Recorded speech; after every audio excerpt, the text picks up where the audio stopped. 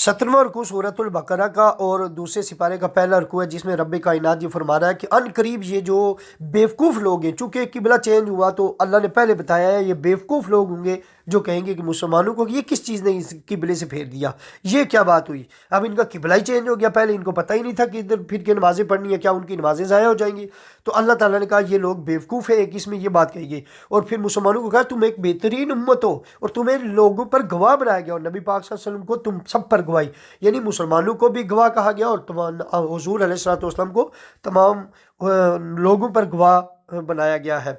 और फिर अल्लाह ताला ने कहा कि हमने तो किबला जो चेंज किया था वो तो हम ये देखना चाहते थे कि कौन मेरे महबूब के मुताबिक चलता है, जिधर मेरे महबूब का रुख फिरेगा कौन उधर रुख फेरता है, और कौन मेरे महबूब से मुंह फेर कर उल्टा पाँव चढ़ेगा। ये तो हम अपने महबूब की मोहब्बत में और अकीदत में देखना चाहते थे। फिर अल्लाह ताला ने कहा हमने किबला चेंज भी क्यों किया है, इसलिए कि महबूब आपकी ख्वाहिश थी कि किबला वो हो। तो आपकी ख्वाहिश क्यों थी, चूँकि इब्राहीम अलैहिस्सलाम से आपको बहुत मोहब्बत थी। यहूद और नसारा कहते थे हमें मोहब्बत है, तो तुमने तो किबले पे एतराज़ किया जो इब्राहीम ने बनाया था।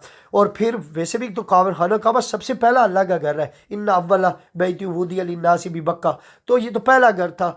फिर तो वो लोग हैं। फिर अल्लाह ताला ने जब किबला फेरा वो भी हुजूर की ख्वाहिश पर, तो फिर अल्लाह ताला कहता है कि इसमें जो हुजूर अलैहिस्सलातु वस्सलाम के साथ फिरे वो मोमिन हैं, और जो नहीं फिरे जिन्होंने इतराज़ किया वो तो मुनाफिक निकल आए।